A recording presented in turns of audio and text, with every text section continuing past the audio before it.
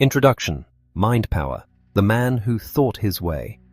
The concept that thoughts are physical entities is a profound reality for those who understand how to harmonize their mental impulses with a definite purpose, unwavering persistence, and a burning desire for their physical realization. This truth was vividly demonstrated by Edwin C. Barnes, who literally thought himself into a partnership with the world's greatest inventor, Thomas A. Edison. Barnes did not merely wish for an association. He possessed a pulsating, definite obsession that transcended all obstacles. When he first felt this impulse, he lacked both the personal acquaintance of Edison and the funds for travel, yet he was so determined that he chose to travel by freight train rather than accept defeat. Upon his arrival, Edison noted that while Barnes looked like an ordinary tramp, his facial expression revealed a man ready to stake his entire future on a single goal. Barnes's success did not come instantly. He spent months performing menial work for a nominal wage. However, he remained ready and determined to stay until he achieved his aim, refusing to entertain the idea of a backup plan or a different career path. His opportunity eventually arrived from an unexpected direction, disguised as a new, unpopular office device, the Edison dictating machine. While Edison's regular sales staff saw little value in it, Barnes recognized his moment. He marketed the machine so successfully that he earned a national distribution contract and a partnership that lasted over 3 decades. Barnes proved that while he started with nothing but the capacity to know what he wanted, he could transmute an intangible thought into a fortune through initiative, faith, and the will to win. 3 feet from gold. A stark contrast to Barnes' persistence is the story of R.U. Darby's uncle, who was gripped by gold fever and went west to seek his fortune.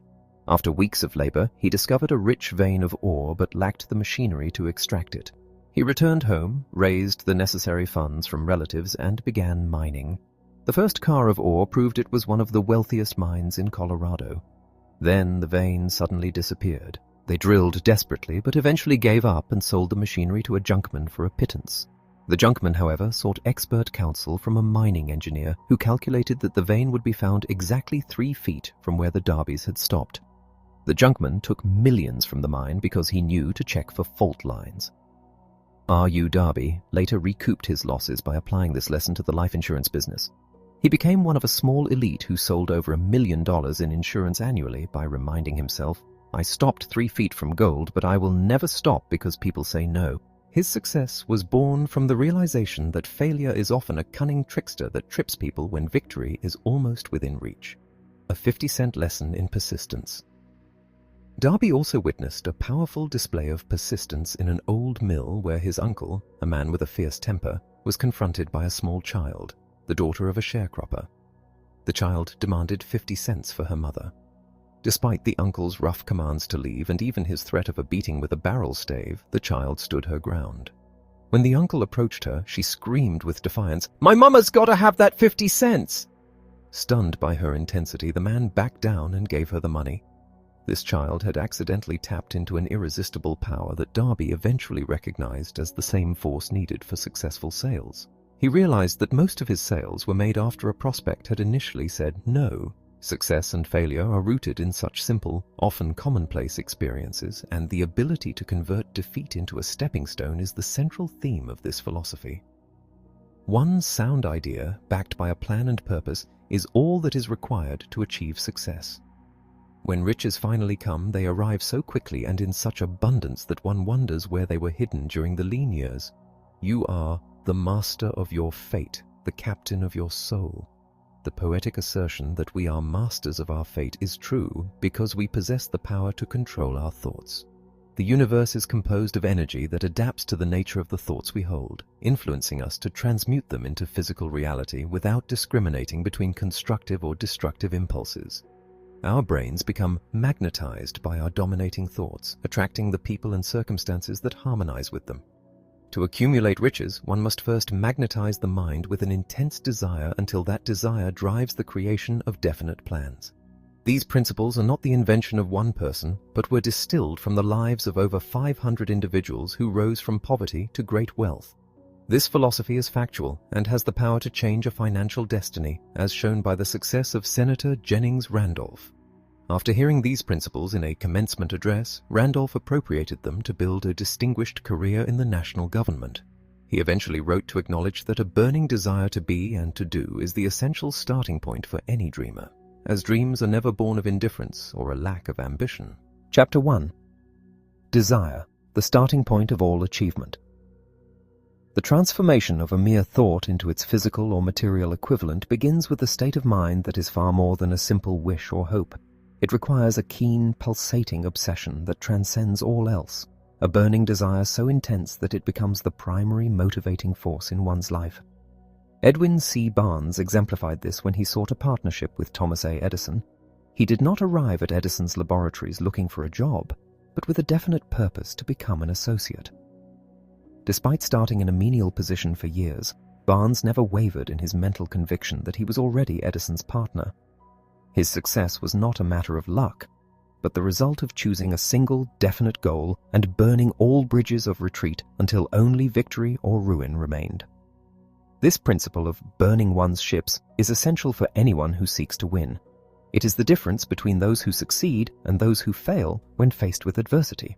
For instance, after the Great Chicago Fire, most merchants chose to flee, but Marshall Field stood amidst the ruins and declared he would build the world's greatest store on that very spot. Riches do not respond to those who merely wish for them. They respond only to those who create a definite plan, backed by a persistent desire that does not recognize failure. The first step to riches. To transmute the intangible impulse of desire into its financial equivalent, one must follow 6 definite practical steps. First, fix in the mind the exact amount of money desired, as plenty is insufficient for the psychological requirement of definiteness. Second, determine precisely what will be given in return for this wealth, for there is no reality such as something for nothing. Third, establish a firm date for possession. Fourth, create a definite plan for carrying out the desire and begin immediately, regardless of readiness. Fifth, write out a clear, concise statement of these details. Sixth, read this statement aloud twice daily, once before retiring and once upon arising. And as you read, see, feel, and believe yourself already in possession of the money. These steps, approved by both Andrew Carnegie and Thomas Edison, require no hard labor, but do demand enough imagination to recognize that great fortunes begin with dreaming, hoping, wishing, and planning. One must become money-conscious, so saturated with the desire for wealth that they can visualize its attainment before it arrives. The rules of achievement have changed in this new era, favoring practical dreamers who can convert their thoughts into skyscrapers, inventions, and better methods of living.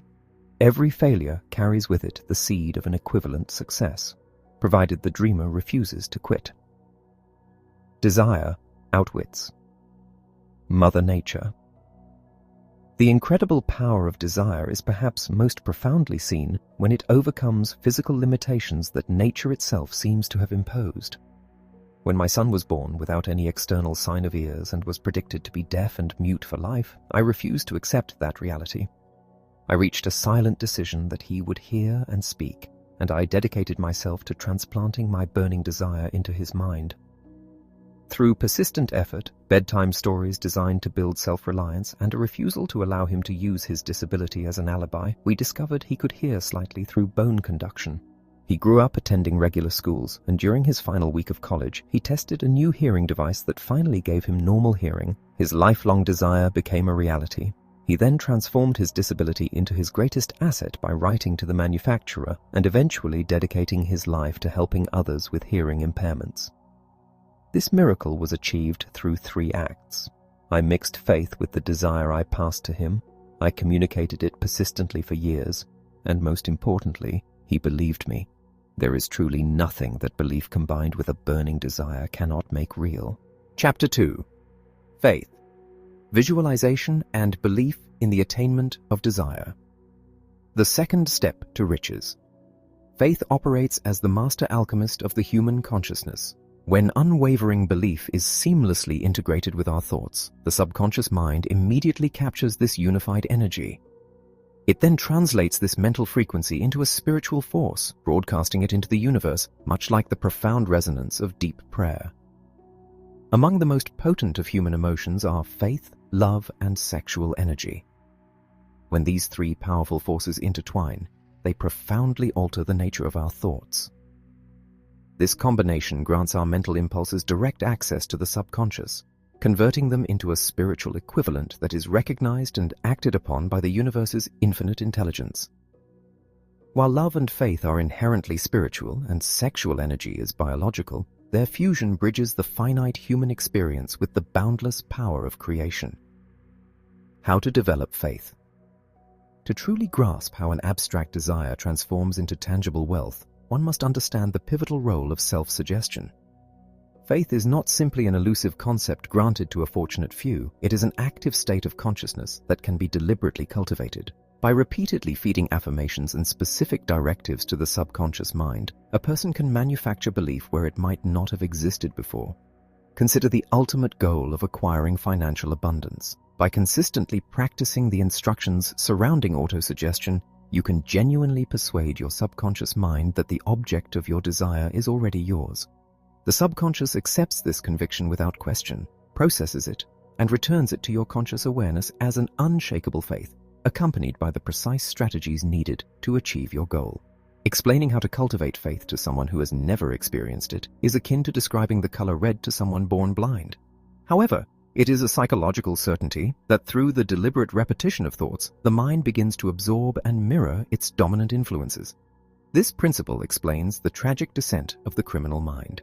An initial repulsion to wrongdoing eventually yields to tolerance through repeated exposure, until the mind finally embraces and acts upon destructive patterns. Our thoughts, when infused with deep emotion and belief, become highly magnetic.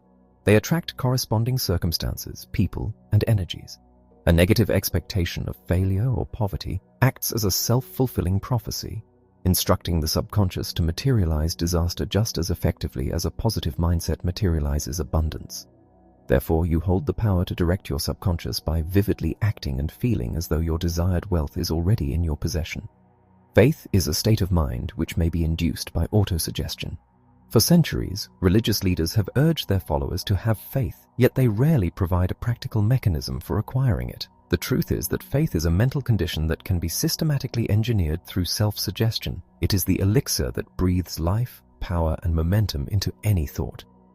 It is the foundation of all significant accumulation of wealth and the only known antidote for failure. When you repeatedly feed a concept to yourself, whether it is factual or a fabrication, you will eventually come to accept it as absolute truth. We are the sum of our dominating thoughts. The universe is teeming with vibrations and energies that match the frequency of our mental states. To rise above the limitations of a disadvantaged background or current hardship, you must seize control of your mental environment. The greatest barrier to this transformation is often a profound lack of self-belief, a hurdle that can be completely dismantled through a structured method of positive conditioning.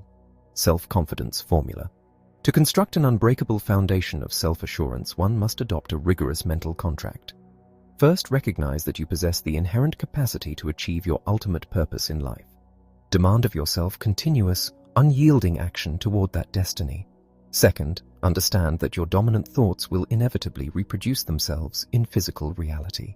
Therefore, dedicate time each day to vividly concentrating on the exact person you intend to become, forging a crystal-clear mental portrait of your future self. Third, acknowledge that any desire held persistently will eventually seek manifestation. Devote focused time daily to cultivating absolute self-confidence. Fourth, write down a precise description of your primary life goal and vow never to abandon the pursuit until you have forged the confidence necessary to secure it. Fifth, realize that true, enduring success must be built upon a foundation of integrity and justice. Commit to engaging only in endeavors that benefit all involved. Banish hatred, jealousy, and selfishness by fostering a genuine love for humanity. By believing in others, you ensure that they will believe in you. Sixth, mentally sign this agreement, commit it to memory, and recite it daily with absolute conviction, knowing that it will systematically reshape your thoughts and actions until you become a self-reliant powerhouse of success. The law underlying this formula is neutral. If steered by fear and doubt, it will plunge a person into the depths of misery and ruin, materializing failure with the same efficiency that it materializes prosperity. Life's battles are not always won by the strongest or the fastest. They are ultimately won by those who are absolutely certain they can win. Throughout history, faith has been the invisible engine driving humanity's greatest achievements. Consider the unparalleled influence of Mahatma Gandhi. He possessed no wealth, no military might, and no formal authority. His immense power was forged entirely from his profound understanding of faith and his remarkable ability to transplant that faith into the minds of millions, unifying them into a single, unstoppable force. A pretty after-dinner speech for $1 billion. The staggering potential of a single idea, backed by absolute faith, is flawlessly illustrated by the creation of the United States Steel Corporation. This monumental financial transaction began not in a bank vault, but in the visionary imagination of a relatively unknown young man named Charles M. Schwab. In the winter of 1900, at a lavish dinner in New York's University Club, Schwab was given the floor to address an elite gathering of the nation's most powerful financiers, including the formidable J.P. Morgan. Schwab was expected to deliver a brief, polite greeting, but instead, he unleashed a captivating 90-minute masterclass on the future of the steel industry. He painted a vivid picture of massive industrial reorganization, the elimination of inefficiencies, and the capture of global markets. He argued passionately that radically reducing the cost of steel would spark unprecedented demand and create an ever-expanding market. Schwab spoke with such magnetic conviction and clarity of plan that he completely spellbound the titans of Wall Street. Following the speech, J.P. Morgan sat with Schwab for another hour, his imagination deeply ignited by the young man's sweeping vision. Morgan recognized that to make this dream a reality, he needed the massive empire of Andrew Carnegie. When Schwab was tasked with the daunting challenge of persuading the notoriously stubborn Carnegie to sell his life's work, he approached it with the same unshakable belief. Over a round of golf and a quiet conversation, Schwab's persuasive faith prevailed, and Carnegie agreed to sell for the astronomical sum of $400 million. This historic consolidation yielded phenomenal profits and gave birth to one of the most powerful corporate entities in American history. It stands as an enduring testament that riches begin strictly as an intangible thought. Schwab's idea, infused with unwavering faith, detailed planning, and the courage to articulate it, was literally transformed into hundreds of millions of dollars. The physical mills and machinery were entirely secondary. The true capital was the mental energy that brought them together. Faith effectively removes all limitations, proving that a mind fully mobilized by belief can translate invisible dreams into colossal physical realities. Chapter 3. Autosuggestion, the medium for influencing the subconscious mind. The third step to riches. Autosuggestion is the mechanism of self-administered conditioning. It encompasses every stimulus, every thought, and every suggestion that we feed into our own minds through the avenues of the five senses. It is the vital bridge of communication linking the conscious, reasoning faculties of the brain with the deep, hidden operations of the subconscious mind. Whether a thought is constructive or destructive, it cannot cross the threshold into the subconscious without passing through the gateway of autosuggestion. The conscious mind acts as a vigilant sentinel, standing guard over the subconscious.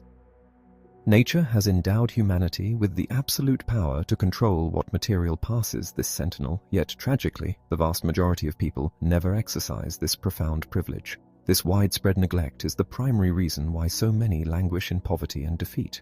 Consider the subconscious mind as a patch of incredibly fertile soil. If you deliberately plant the seeds of rich, nourishing crops, you will reap an abundant harvest.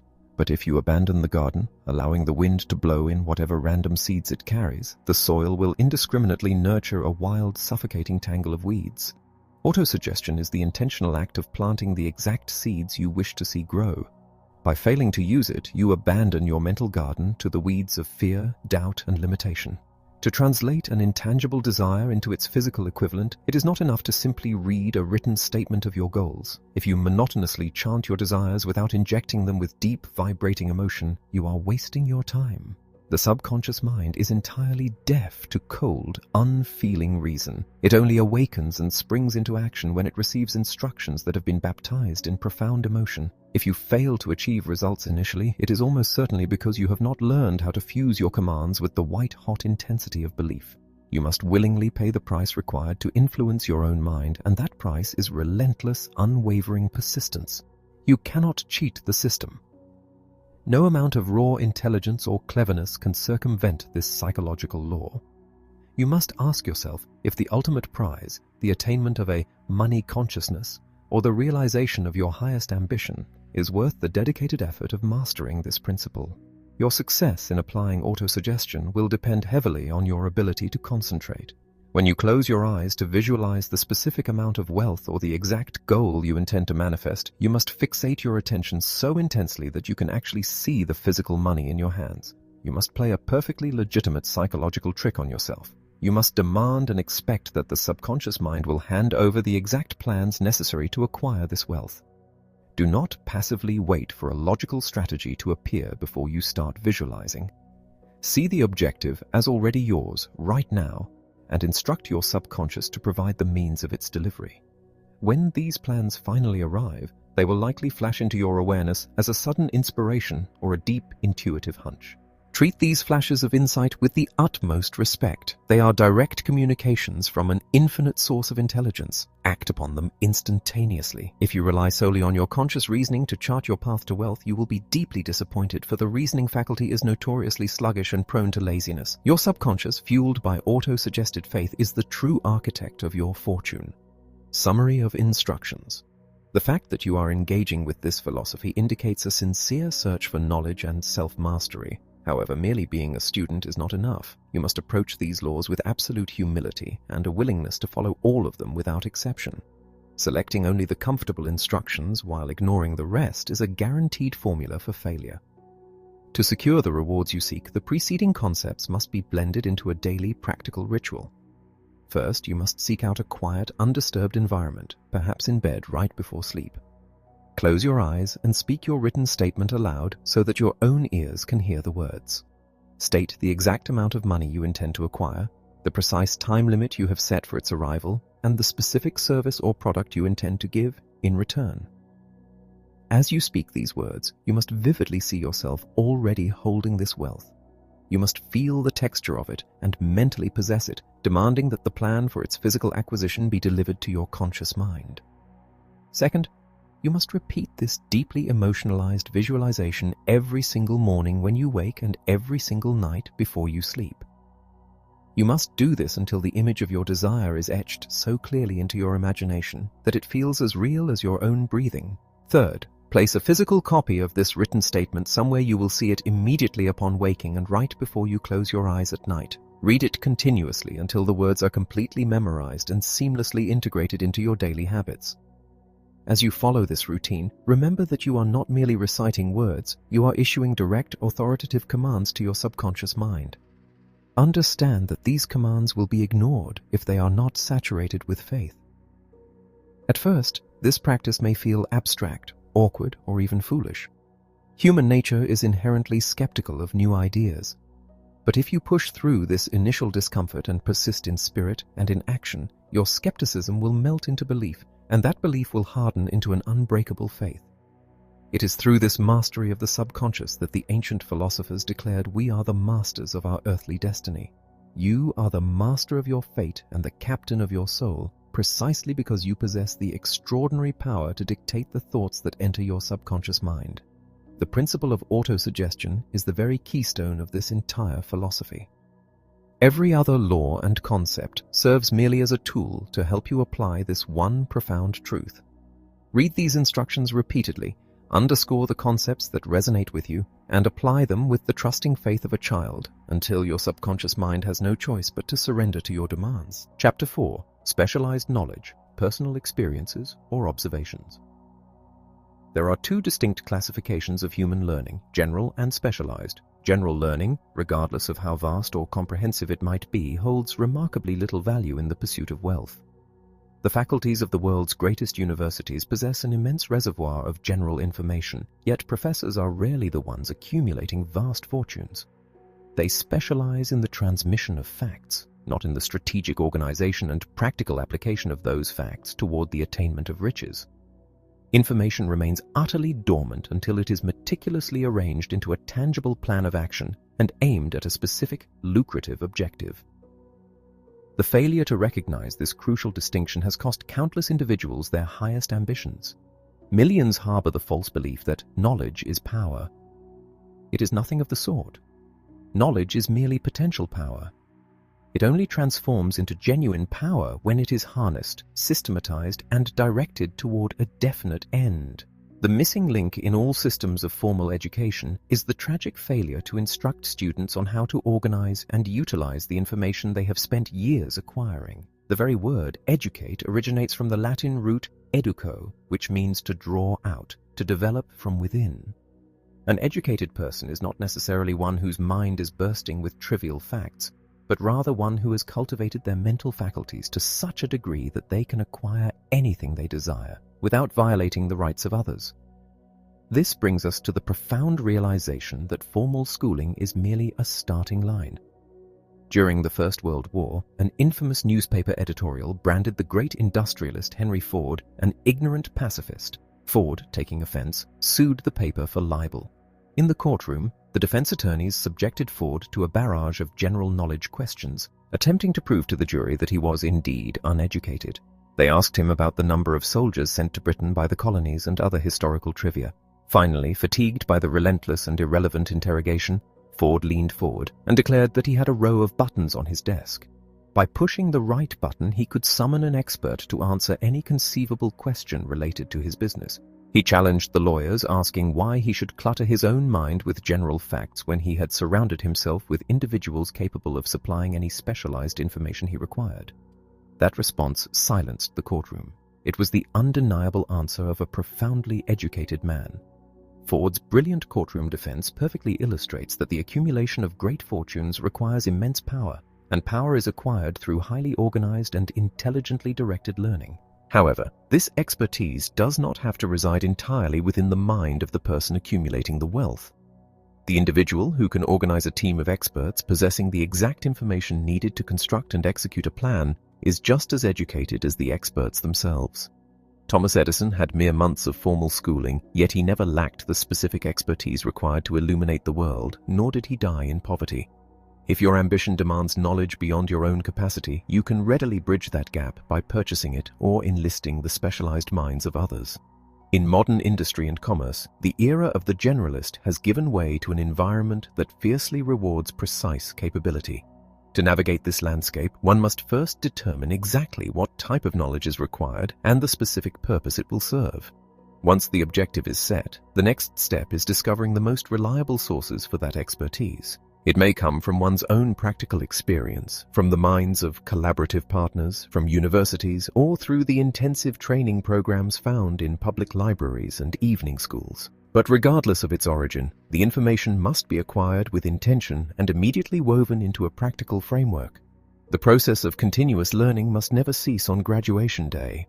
Those who believe that their education concludes when they receive a diploma are forever condemned to mediocrity, regardless of their chosen vocation. The path to extraordinary success frequently requires a dedicated period of focused study to master a singular, high-demand skill. Consider the individual who finds themselves trapped in a stagnant position or a low-paying clerical role. By utilizing their leisure hours to study a specialized field, they can forge their own opportunities rather than waiting for promotion.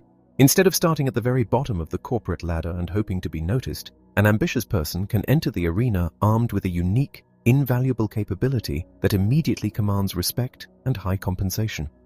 It is proposed that treating one's career as an ongoing apprenticeship in mastery allows one to bypass years of slow advancement. Specialized knowledge, when combined with imagination and a decisive plan, possesses the alchemical power to transform a struggling worker into an indispensable master of their chosen field. The acquisition of such expertise is an investment that yields lifelong dividends, proving that true wealth is reserved for those who know exactly what they want and possess the specialized wisdom to go out and get it. Chapter 5. Imagination, the workshop of the mind. The human mind possesses a remarkable faculty that acts as the literal workshop of the soul. It is within this profound mental space that all plans, ambitions, and desires are given their initial shape and form. The raw, formless impulse of a deeply held desire is transformed into actionable reality through the immense power of the imaginative faculty. It has been observed throughout human history that an individual can bring into physical existence absolutely anything that they are capable of conceptualizing in their mind. The only true boundary placed upon human achievement is the degree to which one's imagination is developed and actively utilized. This mental workshop is the engine of all progress, serving as the necessary fifth step toward the accumulation of vast wealth. When we examine the mechanics of this mental workshop, we discover that the imagination operates in two distinct forms. The first is a faculty of arrangement and synthesis. Through this function, the mind gathers old concepts, past experiences, and existing ideas, rearranging them into entirely new combinations. This form of imagination creates nothing genuinely new. It merely works with the material of experience and observation that has already been fed into the brain. It is the faculty most commonly used by inventors and business leaders to solve everyday problems. However, there exists a second, far more profound function, the creative imagination. This is the divine spark within the human intellect. It is the precise channel through which hunches, sudden inspirations, and entirely new concepts are delivered to the conscious mind. When the mind is vibrating at an exceptionally high rate, often stimulated by an intense emotion or a burning desire, the creative imagination acts as a direct receiver, tuning into the frequency of infinite intelligence. It is through this extraordinary faculty that the great visionaries, artists, and leaders of history have received the groundbreaking ideas that forever altered the world. Understanding these two forms is only the beginning. One must learn how to make practical and continuous use of this mental workshop. Ideas are the absolute starting points of all fortunes, and ideas are the direct products of the imagination. Like any muscle in the physical body, the imaginative faculty can become weak and sluggish through neglect. It must be deliberately exercised and stimulated. Wealth is never the result of mere hard work. It is the result of definitive demands placed upon the universe, formulated through clear, imaginative planning. To awaken a dormant imagination, one must begin by focusing intensely on their primary desire, allowing the mind to construct a detailed, vivid picture of the plans necessary for its attainment. As this faculty is put to regular use, it becomes increasingly alert and responsive, transforming abstract hopes into concrete strategies. The profound impact of this practical application is vividly illustrated by the story of a simple, mundane object that changed the landscape of global commerce. Many years ago, an old country doctor rode into a small town, hitched his horse, and entered a drugstore. He spent hours negotiating with a young clerk. Eventually, the doctor left with $500, his entire life savings, and the clerk took possession of an old brass kettle and a slip of paper containing a secret formula. The doctor believed he had sold a mere physical asset and a recipe to pay off his debts, but the young clerk saw something entirely different. He did not merely see a brass kettle. He envisioned an empire. He took that formula, tossed out the original limitations, and mixed it with a magic ingredient, his own vibrant imagination. That enchanted kettle, fueled by imaginative marketing and an expansive vision, poured forth millions of dollars in wealth and birthed the most recognized beverage brand in human history. The true value was never in the kettle or the original recipe. The fortune was forged entirely within the workshop of the clerk's imagination. This same alchemical power of a singular idea is demonstrated by the realization of a colossal dream against seemingly impossible odds. A young, ambitious clergyman harbored a burning desire to revolutionize the educational system by building a new type of college. He knew exactly what he wanted to achieve, but he lacked the $1 million necessary to build it. For years, the dream remained a dormant wish, paralyzed by the lack of funds. Finally, he reached a definitive decision. He committed to acquiring the $1 million within a week. He did not know how it would arrive, but he directed his imagination to construct a sermon detailing exactly what he would do if he possessed that exact sum. He stood before his congregation and passionately painted a vivid, imaginative picture of the great technical institute he intended to build, a place where students could learn by doing. In the audience sat a wealthy industrialist. Captivated by the clarity, passion, and immense vision of the clergyman's imagination, the industrialist approached him after the service and offered the entire $1 million to make the dream a reality. A monumental institution of technology was born from a single, intensely visualized idea. The money was merely the physical shadow of the profound mental creation that took place when a burning desire was perfectly fused with the power of the imagination. Chapter 6. Organized Planning. The crystallization of desire into action. Everything of value that an individual creates or acquires begins as a formless, abstract desire. This intense wishing is the essential first step, but it must inevitably undergo a profound transformation. Desire must be taken from the invisible realm of thought and crystallized into the tangible realm of physical reality. This transition is entirely dependent upon the formulation of practical, definite plans. If a person intends to accumulate wealth, they must become an architect of their own strategy, constructing a blueprint that outlines the exact methods for acquiring the money or the position they seek. However, no human being possesses sufficient foresight and experience to craft an infallible plan on the very first attempt. When defeat inevitably arrives, it must be met with the understanding that a failed plan is not a failed purpose. Defeat is simply a temporary signal that the current strategy is flawed. The individual must immediately retreat to their mental workshop, construct a new plan, and resume the forward march without a moment of hesitation. Surrender is the only permanent failure. For the vast majority of people, the initial step toward accumulating a fortune involves the intelligent marketing of their personal services. This process requires a sophisticated understanding of human relations and the dynamics of leadership. Every individual must consciously decide whether they intend to be a leader in their chosen vocation or whether they will remain a follower. While there is no inherent disgrace in being a follower, there is absolutely no merit or glory in remaining one indefinitely. The most successful leaders in history often began as capable followers, learning the intricate details of their trade and mastering the art of obedience before they ever attempted to command others. True leadership, the kind that endures and builds vast enterprises, is rooted in several non-negotiable factors. It begins with an unwavering, calculated courage that is derived from a deep mastery of one's own mind and occupation. A leader must possess extraordinary self-control. A person who is entirely governed by their own chaotic emotions can never hope to inspire discipline in a team.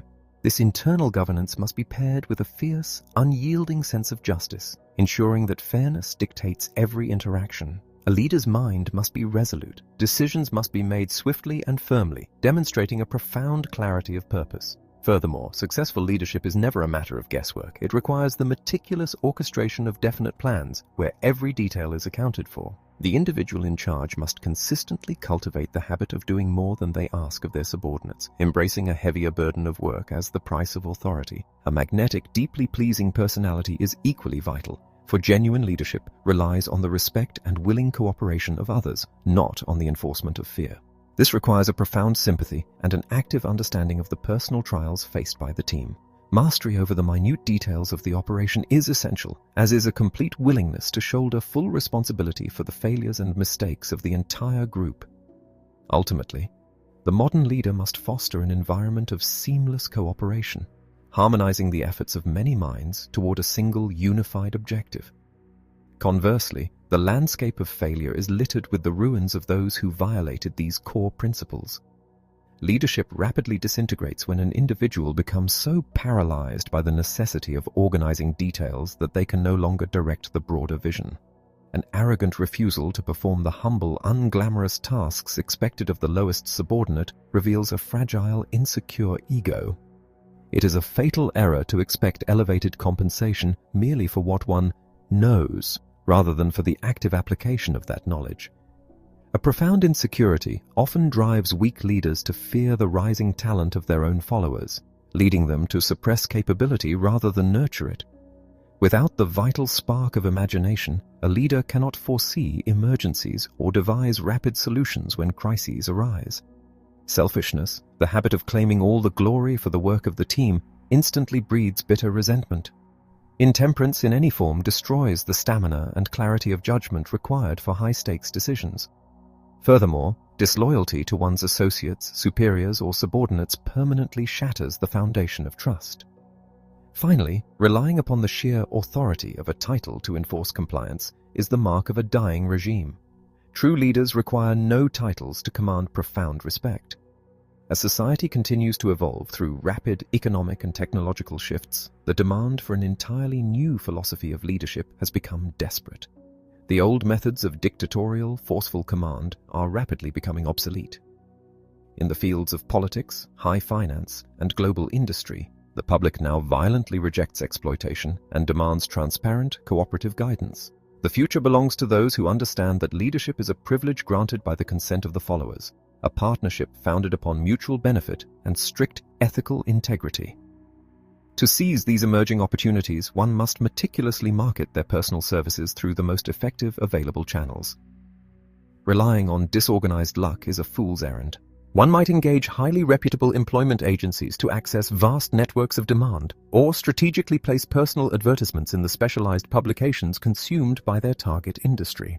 A beautifully crafted, highly targeted letter of application, directed exclusively to the individual possessing the authority to hire, is a formidable tool. Leveraging the influence of respected personal acquaintances can open doors that remain securely locked to strangers, and in many cases, a bold, personal presentation of one's capabilities directly to an employer demonstrates the exact initiative they so desperately seek. When an individual prepares a written brief or resume to present their qualifications, it must be treated with the solemnity and exhaustive detail of a major legal document.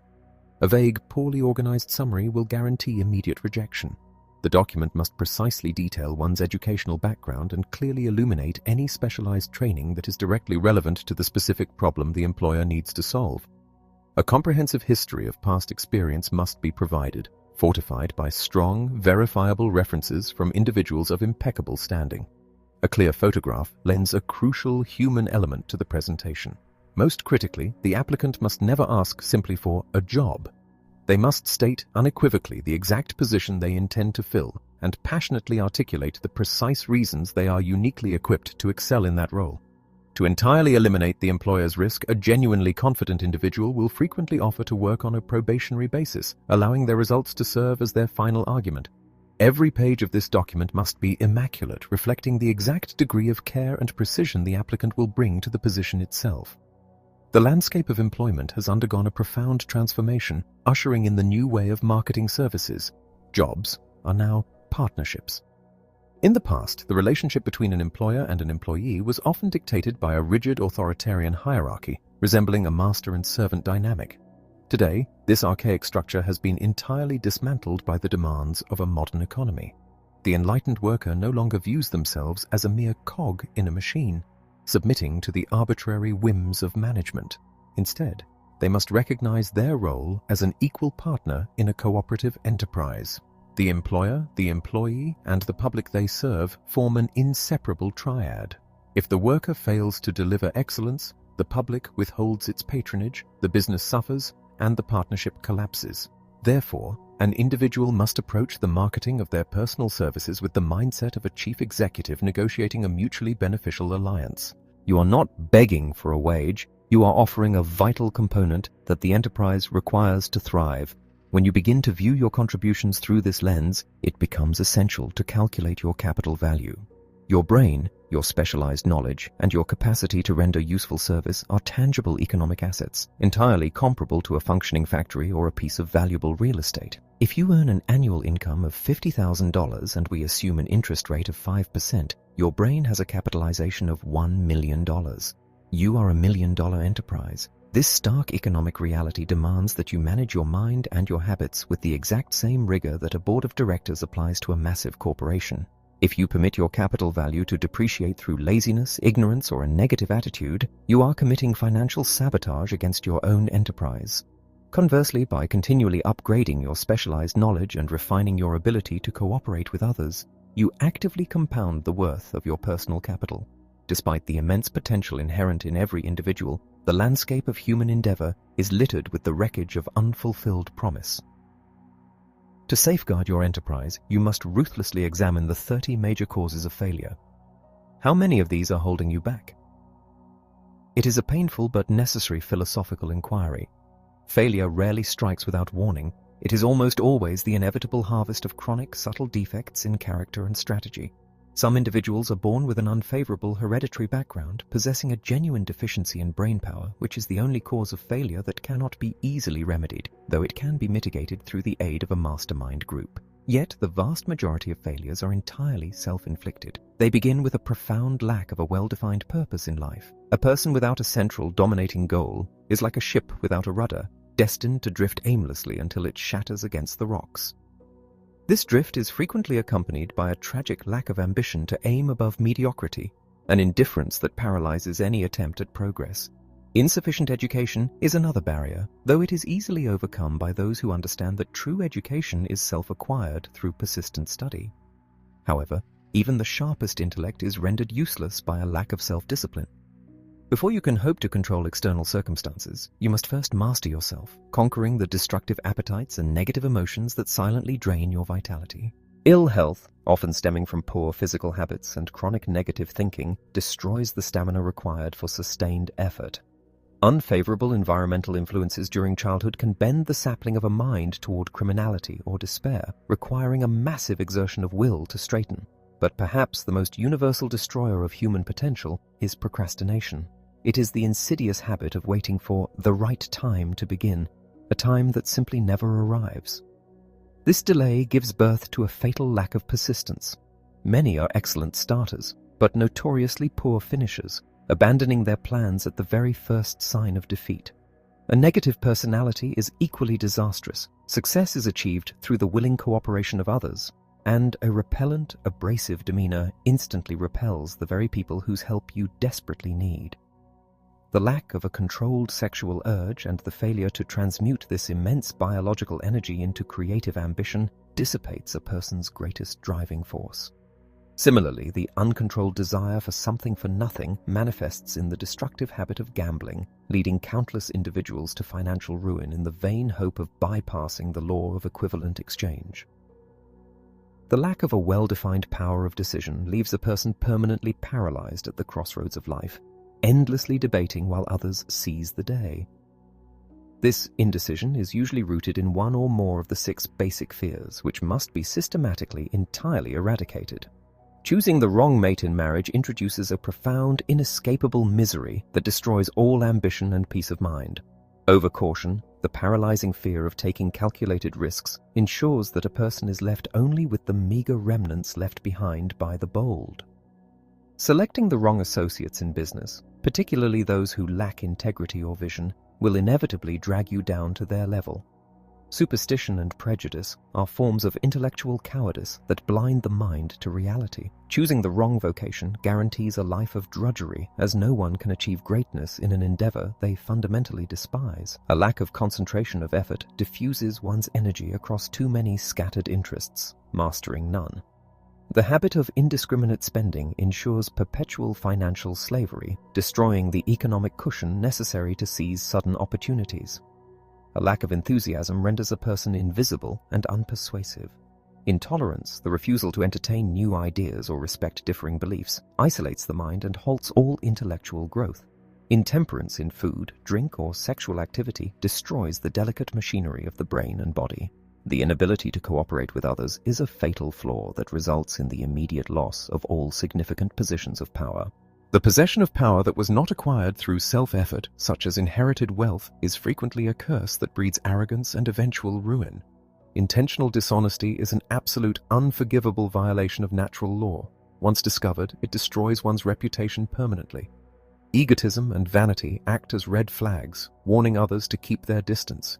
Guessing instead of thinking, the lazy habit of forming opinions without gathering the necessary facts, leads to catastrophic decisions. Finally, a lack of capital can doom even the most brilliant idea if the individual has not cultivated the relationships and credit necessary to sustain their enterprise through its perilous initial stages. To navigate this minefield of human frailty, you must commit to a rigorous process of self-examination. You must take inventory of yourself. 28 questions you should answer at the conclusion of every single year. This is not a casual reflection, but a ruthless, agonizing appraisal of your own soul. You must ask yourself, with absolute honesty, if you attained the specific goals you established for the year, or if you settled for comforting excuses. Did you consistently deliver service of the highest possible quality, or did you allow your standards to slip? Was the quantity of your service sufficient to justify your ambitions? Did the spirit of your conduct foster harmony and cooperation among your associates, or did you sow seeds of discord? Have you allowed the insidious weeds of procrastination to choke your daily schedule? Have you improved your personality and strengthened your character, or have you regressed into bitterness and cynicism? Did you follow your plans through to completion, or did you abandon them at the first sign of friction? Have you reached decisions promptly and definitely? Have you permitted any of the basic fears to dictate your actions? Have you been overly cautious or recklessly impulsive? Has your relationship with your associates been mutually beneficial? Have you dissipated your energy through a lack of concentration? Have you been open-minded and tolerant of all subjects? In what specific ways have you improved your specialized knowledge? Have you managed your time effectively, or have you squandered the hours that could have been transmuted into wealth? Have you maintained absolute integrity in your dealings? Has your behavior been driven by egotism or vanity? Have you formed opinions based on facts or on lazy assumptions? Have you budgeted your time and your money efficiently? Have you dedicated enough effort to your dominant purpose? Have you been guilty of any conduct that your conscience condemns? Have you rendered more and better service than you were paid to perform? Have you been unfair to anyone, and if so, in what way? If you had been the purchaser of your own services this year, would you be satisfied with the transaction?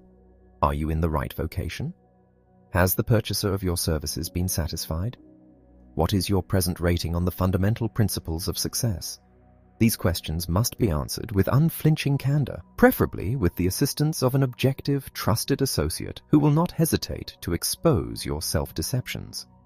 When you have thoroughly analyzed your own capabilities, you must turn your gaze outward to understand where and how one may find opportunities to accumulate riches. The modern world, and particularly the economic structure of free societies, represents the greatest landscape of opportunity in human history. Yet millions walk through this landscape completely blind, cursing their fate while standing atop mountains of invisible gold. We live in an environment where the fundamental necessities of life, food, clothing, shelter, and transportation, are provided with astonishing efficiency. Every citizen has access to a standard of living that would have been the envy of ancient emperors. This abundance is not a mysterious accident of nature, it is the direct result of a specific economic mechanism. It is crucial to understand the miracle that has provided these blessings. The vast interlocking network of commerce that delivers fresh produce to your table, electricity to your home, and rapid communication across the globe is entirely orchestrated by the strategic deployment of organized capital. Capital consists not only of money, but of highly organized, intelligent groups of people who plan out the efficient delivery of goods and services. Without the organizing power of capital, society would instantly regress into a primitive struggle for basic survival. It is capital that builds the railroads, constructs the power grids, and finances the laboratories where new technologies are born. At the very heart of this system lies capitalism's golden rule. You are completely free to produce, and you are entirely free to earn, but your compensation will always be governed by the exact value of the service you render to society. The system guarantees no one a living, but it guarantees everyone the right to build a life. It operates on the immutable principle of equivalent exchange. You cannot demand a fortune simply because you desire it. You must construct a mechanism of service that the public genuinely values. The capitalist system acts as an impartial referee, relentlessly rewarding those who solve problems and ruthlessly discarding those who demand reward without contribution. This profound engine of prosperity is fueled by the economic value of liberty. Freedom is not merely a philosophical ideal, it is a practical, economic necessity. Only in an environment where the individual is free to choose their vocation, free to innovate, and free to retain the fruits of their labor can the creative imagination truly flourish. When arbitrary restrictions are placed upon human ambition, the entire machinery of progress grinds to a halt. The liberty to fail is just as essential as the liberty to succeed, for it is the stark reality of failure that forces individuals to refine their plans and eliminate inefficiencies. Despite the obvious benefits of this system, there exists a widespread toxic misunderstanding regarding the predatory interests. It has become fashionable to demonize those who have accumulated vast wealth, labeling them as parasites who prey upon the weak. While there are certainly individuals who acquire money through unethical means, the vast majority of industrial and financial leaders are the very architects of societal progress. They are the individuals who possess the rare capacity to organize massive systems of production and distribution. They are heavily compensated because they shoulder enormous risks and solve problems on a colossal scale. To attack the builders of industry is to attack the very foundation of civilization's comfort and security. Ultimately, your destiny within this system is entirely governed by the law of supply and demand. The universe does not care about your needs. It cares only about what you supply. If you offer a service that is common, easily replaced, and of low quality, the demand for your work will be low, and your compensation will reflect that reality. If you wish to accumulate riches, you must completely remove yourself from the crowded arena of mediocrity. You must specialize, innovate, and provide a level of excellence that cannot be easily duplicated. You must become a rare commodity. This is your new opportunity to accumulate riches. The old frontiers of unexplored land have vanished, but the new frontiers of the mind are infinitely expanding. Every new technology, every shift in consumer behavior, and every societal challenge creates a vacuum that must be filled by capable, imaginative individuals. The wealth you seek is already circulating in the world, waiting for you to construct a mental magnet powerful enough to attract it. By organizing your desire, forging a definite plan, and aligning your efforts with the immutable laws of human commerce, you crystallize your invisible dreams into undeniable physical reality. Chapter 7. Decision. The mastery of procrastination. An exhaustive, painstaking analysis of tens of thousands of men and women who have experienced the bitter sting of failure reveals a striking, undeniable truth. The lack of ability to reach a firm decision sits prominently at the very top of the list of the 30 major causes of defeat. This is not the pronouncement of an untested theory, but the stark reality of human experience. Procrastination, which is the direct opposite of decision, is a universal enemy that lurks in the shadows of every life, waiting to sabotage ambition and paralyze action. Every individual who seeks to escape the gravitational pull of mediocrity must eventually confront and conquer this insidious force. When you cross the threshold into the 7th step to riches, you will be given an opportunity to profoundly test your own capacity for rendering quick, unwavering choices. An examination of those rare individuals who have accumulated vast fortunes reveals a shared, non-negotiable characteristic. Every single one of them possessed the habit of making decisions promptly, and of changing those decisions, if they were ever altered at all, with immense deliberation and slowness. Conversely, the masses of people who languish in poverty and struggle with perpetual financial inadequacy display the exact opposite trait. They reach decisions, if they ever arrive at them at all, with agonizing sluggishness, and they change their minds rapidly and frequently at the slightest shift in the wind. Consider the formidable industrialist Henry Ford. One of his most defining and recognizable qualities was his rapid, resolute decision-making, coupled with an ironclad reluctance to change course once a path was set. This trait was so deeply embedded in his nature that many critics mistook it for stubbornness or obstinacy. It was this exact firmness that compelled Ford to continue manufacturing his famous, albeit unglamorous, Model T automobile long after advisors, associates, and even customers pleaded with him to alter the design. While it might be argued that he waited slightly too long to introduce a new model, the undeniable reality remains that his unyielding decisiveness allowed him to amass a staggering fortune before the change became an absolute necessity. A mind characterized by firm, even obstinate decision is vastly superior to a mind that wavers, hesitates, and alters its course with every passing trend. To navigate this treacherous terrain, one must absorb vital tips on making your own decisions. The vast majority of people who fail to accumulate sufficient wealth are tragically susceptible to the influences and opinions of others. They surrender the sacred sovereignty of their own minds to the daily newspapers, the idle chatter of neighbors, and the cynical gossip of society. Opinions are the cheapest, most abundant commodities on the face of the earth, and everyone has a vast surplus of them, eager to force them upon anyone willing to listen.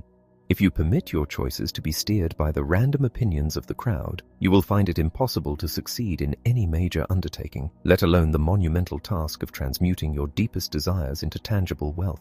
A person who is easily swayed by external voices possesses no true, burning desire of their own. As you advance on your journey toward wealth, you must fiercely protect your intellectual independence. Keep your own counsel. Share your aspirations and your intimate strategies with absolutely no one, except the carefully selected members of your mastermind group. Even then, exercise profound caution to include only those individuals who are in perfect, unwavering harmony with your ultimate purpose. Often, the most dangerous saboteurs of ambition are not malicious enemies, but well-meaning friends and close relatives who, through offhand opinions or attempts at humor, unknowingly inflict devastating wounds on your self-confidence. The world is heavily populated with individuals carrying lifelong burdens of inferiority simply because they allowed the ignorant, careless remarks of an acquaintance to shatter their resolve. You have been endowed with a brain and a mind of your own. It is your supreme duty to use them and to forge your own definitive choices. If your plans require you to gather facts and knowledge from others, as they inevitably will, acquire that information quietly, without broadcasting your ultimate intentions. It is a common flaw among those who possess only a shallow veneer of wisdom to attempt to impress the world by talking endlessly while listening very little. If you wish to master the art of rapid decision, keep your eyes and ears wide open and your mouth firmly closed. Those who spend their energy talking rarely accomplish much else. Furthermore, if you constantly vocalize your plans, you not only squander the opportunity to learn from the wisdom of others, but you dangerously expose your strategies to envious competitors who will gladly use that knowledge to defeat you. Let your guiding philosophy be to show the world what you intend to do through the undeniable proof of your actions, rather than the empty echo of your words. History repeatedly demonstrates that the true value of any choice is intrinsically tied to the degree of bravery required to make it. This is the profound reality of freedom or death on a decision. The monumental turning points that have elevated human civilization were not casual choices made in the comfort of safety. They were terrifying risks assumed under the looming shadow of severe consequence, and often the literal threat of death. When Abraham Lincoln issued the Emancipation Proclamation striking the chains from millions of enslaved people, he did so with the agonizing awareness that it would permanently alienate political allies and ensure the continued slaughter of thousands on the battlefield, ultimately costing him his own life. When the ancient philosopher Socrates chose to drink the fatal hemlock rather than betray his personal convictions, he made a terrifying choice that echoed through the millennia, purchasing the right of free thought for generations yet unborn. However, for the citizen of the modern world seeking a blueprint for monumental achievement, the most staggering example of collective decisiveness unfolded in the sweltering summer of 1776. 56 men gathered in Philadelphia and attached their signatures to a parchment, fully cognizant that this single act would either secure the eternal liberty of their people or guarantee that every one of them would hang by the neck from a British gallows. Most individuals remember the historical dates, the names of the commanding generals, and the locations of the great battles. But very few look beyond the superficial events to recognize the invisible, intangible mental power that actually forged the nation. We falsely attribute the birth of American freedom solely to the military prowess of George Washington, failing to realize that the physical war was merely the aftershock of a much deeper spiritual victory. To truly understand this invisible force, we must examine the mind power of the Boston Tea Party. Long before blood was spilled at Lexington and Concord, the seed of independence was germinating in the minds of the colonists, particularly under the oppressive, dictatorial demands of British authority. When the royal governor of Massachusetts ordered the colonists to submit to unjust taxation and demanded the departure of rebellious leaders, the atmosphere was electric with fear and uncertainty. Yet out of this terrifying environment, a profound mental alignment occurred. It was an environment that demanded absolute resolve, a collective refusal to bend to tyranny. This resistance was brilliantly organized and relentlessly spurred by two men, Samuel Adams and John Hancock. When the British governor sent a harsh, threatening message demanding that Adams immediately cease his opposition to the crown or face dire consequences, Adams faced a moment of ultimate decision. He stood before the messenger and delivered a fierce, unequivocal refusal, knowing perfectly well that his defiance placed a target on his back. Recognizing that their lives were now irrevocably in peril, Adams and Hancock secretly convened with their most trusted allies. They locked the door to their meeting room and declared that no man would leave until they had formulated a definitive strategy to combat the British Empire. What transpired in that locked room was the birth of a mastermind in action. Amidst the suffocating tension, old man fear crept into the hearts of some men present, causing them to deeply weigh the horrific consequences of treason. But Adams and Hancock, their minds utterly insulated against the possibility of failure, projected a magnetic, unyielding courage that swept through the room.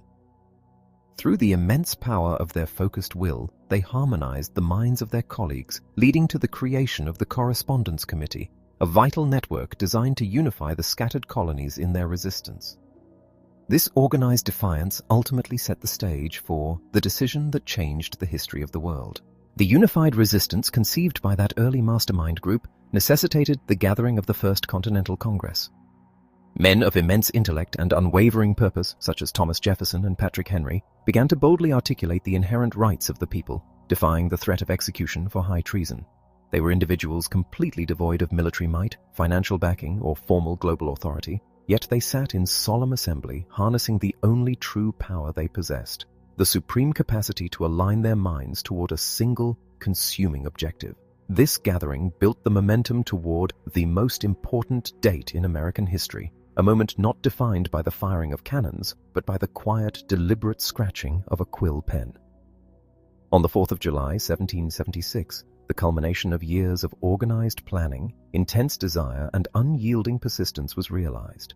It was a date that formalized the absolute rejection of the past and the courageous embrace of a highly uncertain future, powered solely by the unified conviction of the men involved. The physical manifestation of this mental unity was, of course, the Declaration of Independence. When Thomas Jefferson drafted the document and presented it to the Assembly, it was not merely a statement of political philosophy, it was a collective death warrant signed by 56 individuals who had definitively decided to stake their lives, their fortunes, and their sacred honor on a single ideal. It was the psychological mechanism that infused Washington's desperately outmatched armies with a spiritual invincibility. The soldiers did not fight merely for land.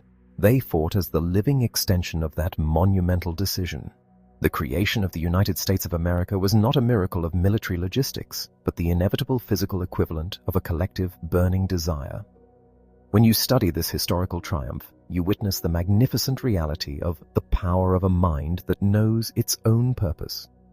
The identical forces that shattered the chains of an empire, desire, decision, faith, persistence, and the mastermind, are the exact same forces that you must deploy to secure your own personal and economic freedom.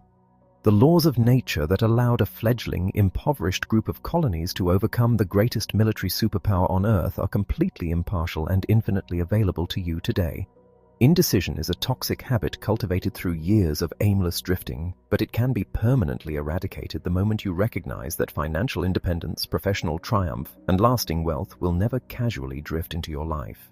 You must possess the courage to formulate a definite purpose, to demand your share of the Earth's abundance, and to back that demand with a decision so fierce and uncompromising that it leaves you with no possible avenue of retreat.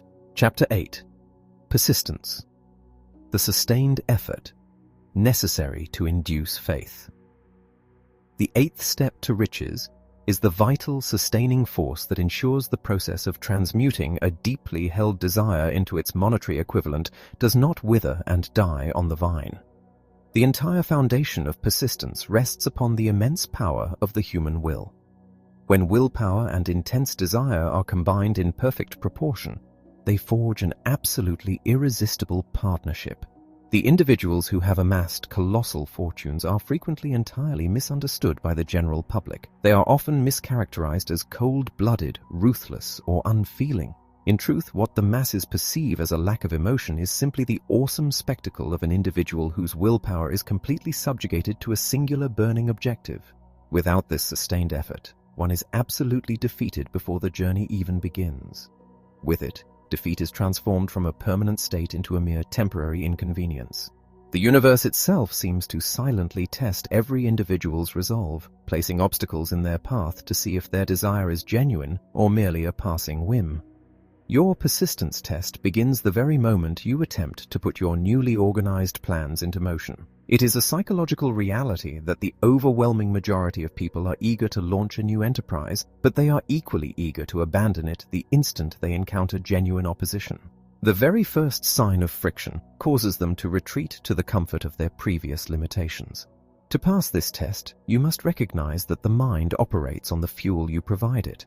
If your foundational desire is weak, your persistence will be equally frail. You can rapidly build your fortitude by continually fanning the flames of your primary ambition, reminding yourself daily of the exact amount of wealth you seek and the precise service you intend to render. If you find yourself frequently lethargic or indifferent to your own plans, you are fundamentally failing the test, and you must immediately return to the first principles of desire and autosuggestion to rekindle your drive. The 16 symptoms of lack of persistence must be ruthlessly rooted out of your character if you harbor any hope of permanent achievement. These destructive traits act as invisible leaks in the hull of your ambition. The first symptom is the tragic inability to define exactly what one wants, leaving the mind to drift aimlessly. The second is the universal plague of procrastination, which is invariably accompanied by a vast creative array of alibis and excuses. Third is a profound lack of interest in acquiring the specialized knowledge necessary to execute one's plans. Fourth is indecision, the coward's habit of passing the buck on all matters rather than standing firm on a definitive choice. Fifth is the habit of relying upon endless excuses instead of constructing practical strategies for the accumulation of wealth. Sixth is the deadly disease of smug self-satisfaction. There is simply no hope for the person who is entirely content with their own mediocrity. Seventh is indifference, usually manifesting as a cowardly readiness to compromise with difficult circumstances rather than fighting them. Eighth is the habit of constantly blaming others for one's own mistakes and accepting unfavorable circumstances as unavoidable fate. Ninth is a fatal weakness of desire, brought about by a sheer neglect of the motives that should be driving one's ambition. 10th is the willingness and even eagerness to quit at the very first sign of defeat. 11th is a lack of highly organized, carefully written plans that can be subjected to deep analysis. 12th is the habit of entirely neglecting to move on ideas, allowing golden opportunities to pass by without decisive action. 13th is the pitiful habit of merely wishing instead of fiercely willing an outcome into existence. 14th is the habit of compromising with poverty, accepting a meager existence rather than boldly demanding one's share of the earth's riches. 15th is the foolish search for all the shortcuts to wealth, constantly gambling on quick schemes rather than offering a fair equivalent in service. The 16th, and perhaps the most destructive symptom of all, is the agonizing fear of criticism. This final symptom paralyzes initiative, destroys the imagination, and murders ambition before it can even breathe, as individuals are terrified of what their friends, relatives, or society might say if they dare to reach for greatness. How to develop persistence is a matter of practical psychological engineering. Persistence is not a mystical trait bestowed by the gods at birth. It is a specific state of mind, and therefore it can be systematically cultivated by anyone willing to make the effort. It relies on several definite causes. It begins with definiteness of purpose, the absolute knowledge of what one wants. It is fueled by desire, a pursuit that must become an all-consuming obsession. It is stabilized by self-reliance, the inner conviction that you are entirely capable of executing your own plans. It requires definiteness of plans, ensuring that your actions are organized and intelligent rather than frantic and random. It demands accurate knowledge, the certainty that your strategies are founded upon verifiable facts and not upon mere guesswork.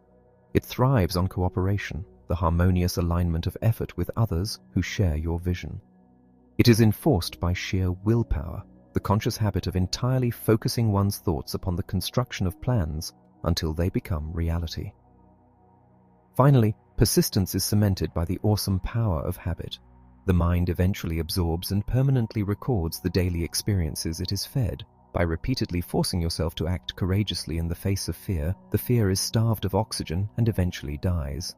The 4 steps to persistence constitute a magnificent, unbreakable formula that completely insulates the mind against failure. These steps require no immense volume of formal education, no vast reservoirs of initial capital, and no extraordinary intelligence. They require only the time and the absolute determination to apply them. The first step is the creation of a definite purpose, completely backed by a burning desire for its fulfillment. The second step is the formation of a definite plan, which must be immediately expressed in continuous, relentless action. The third step is the construction of an impenetrable mental fortress. You must keep a mind closed strictly against all negative and discouraging influences, permanently barring entry to the pessimistic suggestions of relatives, friends, and casual acquaintances. The fourth and final step is the establishment of a friendly alliance with one or more individuals who will continuously encourage you to follow through with both your plan and your purpose. These 4 steps are the exact mechanisms by which human beings take absolute control of their own economic destiny. How to move beyond your difficulties requires a profound shift in perspective. When the road becomes impossibly steep and all visible evidence suggests that failure is imminent, you must understand that the universe is applying friction to polish your character. Every great leader, every architect of industry, and every visionary artist has faced a moment where the invisible guide of adversity demanded that they prove their worth. Those who lack the necessary persistence are broken by this friction and swept away into obscurity, but those who recognize that a difficulty is merely a question being asked of their resolve will use that very friction to strike the spark of a new, more brilliant plan. Defeat is a completely natural phenomenon. It is nature's crucible, designed to burn away the impurities of a weak strategy, leaving only the hardened steel of true capability. How an inertia snapper smashed through is perfectly illustrated by those individuals who recognize that their own mental lethargy is their greatest enemy and who take sudden, violent action to break the spell. The human mind naturally falls into the hypnotic rhythm of its environment. If you are surrounded by poverty, limitation, and idle chatter, your mind will naturally adopt a sluggish, defeatist frequency. To break this hypnotic rhythm, one must sometimes execute a drastic, uncharacteristic leap of faith. It requires throwing oneself entirely into an endeavor that demands absolute focus, thereby snapping the chains of mental inertia. By aggressively forcing yourself into a state of high-stakes action, the dormant faculties of your imagination are suddenly shocked awake, and the overwhelming desire to survive and succeed overrides the comfortable habit of drifting. The break follows persistence is the ultimate reward for those who refuse to surrender. The masses of cynical observers look at the titans of wealth and falsely attribute their monumental success to a lucky break. What they completely fail to perceive is the decade of silent, agonizing, unrelenting persistence that preceded that visible moment of triumph. There is no such thing as unearned luck in the accumulation of true riches. The universe eventually yields to the individual who simply refuses to stop demanding what they want. When you have persisted long enough, when you have refined your plans through 100 temporary defeats, and when you have completely saturated your subconscious mind with the absolute expectation of victory, you will eventually align yourself with the exact circumstances, the precise people, and the perfect timing required for your fortune to materialize. That sudden alignment is not luck. It is the final mathematical manifestation of an unbreakable will. Chapter 9. Power of the Mastermind, the Driving Force. The accumulation of wealth and its subsequent preservation demands a force that goes beyond mere wishful thinking or solitary effort. It demands power. In this context, power is defined not as physical dominance or authoritarian control, but as highly organized and intelligently directed knowledge. A plan, no matter how brilliant or meticulously crafted, is utterly useless without the sufficient power to translate it into physical action. It is this driving force that propels an individual out of the stagnant waters of mediocrity and into the current of immense financial accumulation. The 9th step to riches. To comprehend the mechanics of this driving force, one must understand that power is forged through organized effort. It is the result of harmonizing the faculties of the human mind with the energies of the universe. When an individual seeks to transform a definite desire into its monetary equivalent, they are essentially attempting to overcome the immense inertia of their current circumstances. This monumental task cannot be accomplished by a solitary mind functioning in isolation. It requires the deliberate, strategic alignment of multiple intellects, all focused fiercely upon a singular objective. This orchestrated alignment is the true essence of power, and it constitutes the absolute foundation of this specific step toward unparalleled achievement. The 3 major sources of knowledge. If power is fundamentally organized knowledge, we must examine the well springs from which this knowledge can be drawn. There are 3 primary reservoirs available to the human mind. The first and most profound is infinite intelligence. This is the universal consciousness, the supreme source of all facts and natural laws, which an individual can access through the active employment of their creative imagination. The second source is accumulated experience. This is the vast recorded history of human endeavor, encompassing all the triumphs and failures of civilization, readily accessible within our libraries and educational institutions. The third source is experiment and research. In the realm of science and industry, humans are constantly gathering new facts, probing the unknown, and synthesizing existing information into groundbreaking discoveries. When an individual lacks the personal capacity to gather or interpret this knowledge, they must inevitably rely upon the faculties of others to supply the missing components of their strategy. How to acquire power through the mastermind. The mechanism by which an individual bridges the gap between their own limited experience and the vast reservoirs of knowledge is known as the mastermind. This principle involves the seamless coordination of knowledge and effort, executed in a spirit of absolute harmony between 2 or more individuals striving toward a definite purpose. No person can ever attain genuine, enduring power without utilizing this principle. When you select your associates and form a close-knit alliance, you are not merely hiring employees or finding casual collaborators, you are constructing a formidable mental engine. If this alliance is built upon a foundation of absolute trust, mutual benefit, and unwavering harmony, the resulting power will be far greater than the sum of its individual parts. It is the exact method employed by every titan of industry and every great leader in human history to shatter limitations and accumulate monumental fortunes. The psychic phase of the mastermind principle. The operation of this alliance contains a profound, almost mystical dimension that extends far beyond the simple sharing of practical information. This is the psychic phase of the mastermind, a phenomenon that operates on the fundamental laws of energy. Consider the analogy of an electrical battery. A single battery can provide a specific, limited amount of energy. However, when multiple batteries are linked together in the proper configuration, their combined output is exponentially increased. The human brain functions in a remarkably similar manner. Every individual mind is a dynamic battery of energy, vibrating at its own unique frequency. When two or more minds are harmoniously united, their energies do not merely add together. They blend to create an entirely new, invisible and intangible force. This third mind acts as a collective consciousness, instantly accessible to every member of the alliance. If a group gathers in a spirit of genuine harmony, the friction of their combined intellects stimulates the creative imagination of each individual.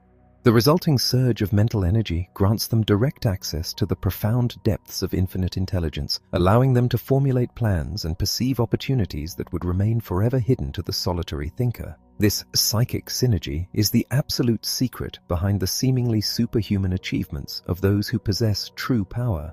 Chapter 10. The Mystery of Sex Transmutation. The 10th Step to Riches. The word transmutation, in its simplest and most fundamental definition, refers to the profound process of altering or translating one element or one form of energy into another. The emotion of sex represents the most potent and universally driving force within the human biological and psychological framework. Because of its intense nature, it is frequently misunderstood, largely due to the profound ignorance and societal silence that has historically surrounded the subject. Yet, when one lifts the veil of misunderstanding, it becomes clear that this biological imperative carries within it the very seeds of phenomenal achievement. Transmutation of sex energy involves the conscious redirection of the mind from thoughts of physical expression toward thoughts of a completely different nature, such as the creation of art, the building of an industry, or the accumulation of immense wealth. The desire for sexual expression is inborn and entirely natural. It cannot and absolutely should not be submerged, eliminated, or forcefully repressed. If it is denied natural outlets, it will inevitably seek expression through destructive, psychological aberrations. However, this immense pulsating energy can be harnessed. When its overwhelming driving force is given an alternative, constructive outlet, it transforms the individual, elevating them to a status that borders on the superhuman, the relationship of achievement to highly developed sex natures. An exhaustive analysis of the lives of history's most monumental figures reveals a striking, undeniable correlation. Those individuals who have achieved the highest pinnacles of success, who have erected vast empires or altered the course of human civilization, were invariably individuals possessing highly developed sexual natures. Furthermore, they were individuals who had discovered, either instinctively or through deliberate practice, the profound art of transmuting that raw energy into their professional and creative endeavors. Conversely, a parallel observation of men who accumulated vast fortunes demonstrates that their most intense periods of ambition and productivity were almost universally inspired by the profound influence of a woman. This biological and emotional drive provides an unparalleled wellspring of courage, willpower, and unyielding persistence. Without this underlying reservoir of vital energy, an individual often remains docile, lacking the fierce magnetic intensity required to bend the forces of commerce and human organization to their will. The 10 mind stimuli. The human mind functions dynamically, responding to various stimuli that have the power to temporarily or permanently accelerate its vibrational frequency. When the mind is thus stimulated, it rises above the mundane, sluggish state of ordinary thought and enters a heightened realm of clarity and creative power. There are 10 primary stimuli capable of producing this profound elevation. The most powerful and universally effective of these is the emotion of sex. Following closely is the emotion of love, and then a burning desire for fame, power, or financial gain. Music stands as another profound stimulant, alongside the deep, enduring bonds of genuine friendship. A harmonious mastermind alliance, where two or more intellects blend for spiritual or temporal advancement, provides a massive surge of mental energy. Mutual suffering, such as that experienced by those who have faced persecution together, can also forge an intense mental acceleration. Autosuggestion, the deliberate planting of ideas into the subconscious, serves as a primary tool for mental stimulation. Conversely, the emotion of fear stands as a powerful, albeit completely destructive, stimulant. Finally, narcotics and alcohol can temporarily elevate the mind, but their use is universally disastrous, ultimately destroying the delicate machinery of the brain. Of all these forces, the desire for sexual expression sits at the absolute pinnacle, possessing a driving force so overwhelming that under its influence, individuals frequently develop a fearlessness and imagination that defies all logic. The genius is developed through creative imagination. The term genius is often thrown about casually, mistakenly applied to anyone possessing a slightly above-average intellect or a talent for memorizing facts. However, a true genius is something far more profound. A genius is an individual who has mastered the art of artificially stimulating their own mind, stepping up its vibrational frequency to such an intense degree that they unlock direct, unobstructed access to the faculty of creative imagination. The ordinary, unstimulated mind relies entirely upon the faculty of synthetic imagination, the simple rearrangement of previously acquired experiences and known facts. But when the mind is violently propelled into a higher state of vibration, the creative imagination awakens. This divine faculty operates completely independent of the individual's past experiences. It is the direct channel through which all truly original concepts, revolutionary inventions, and profound artistic masterpieces are born. Where inspirations come from. When an individual operates from the exalted plane of the creative imagination, they are no longer relying upon their own limited reservoir of knowledge. They become a receiving station for ideas and insights that seemingly appear out of thin air. These sudden flashes of inspiration originate from four distinct sources. The first is infinite intelligence, the boundless, universal repository of all natural law and truth. The second is the individual's own subconscious mind, which meticulously stores every sensory impression and thought ever experienced. The third source is the mind of another individual who has consciously or unconsciously broadcast their own thought vibrations. The final source is the vast, unseen ether itself, where the thought impulses of millions of other minds are constantly circulating. There are absolutely no other known channels through which inspired ideas can reach the human consciousness. When a person harnesses a powerful stimulant, such as transmuted sex energy, they effectively tune their mental receiver to capture these profound external frequencies. How a salesman tuned in. This process of mental tuning is highly practical and can be applied to the daily rigors of commerce. Consider the exceptional salesman. He does not rely merely upon a memorized script or a logical presentation of facts. Before he ever enters a crucial negotiation, he engages in a deliberate process of self-stimulation. He aggressively visualizes his success, tapping into his deepest desires and emotions to step up the vibration of his own mind. By the time he sits across from his prospective client, his mind is operating at a frequency that allows him to literally tune in to the thoughts and unspoken objections of the buyer. He possesses a strange, almost psychic intuition that guides his words and actions. He anticipates resistance before it is verbalized and instinctively knows precisely how to navigate the negotiation. This is not mere charisma. It is the practical application of the creative imagination, heavily fueled by an intense, concentrated emotional drive. Geniuses reach the source of knowledge through the sixth sense. The mechanism by which the creative imagination functions is intimately connected to what is frequently termed the sixth sense. This is the apex of human perception, a faculty that remains entirely dormant in the vast majority of the population. The sixth sense cannot be accessed by a mind operating at a low lethargic frequency.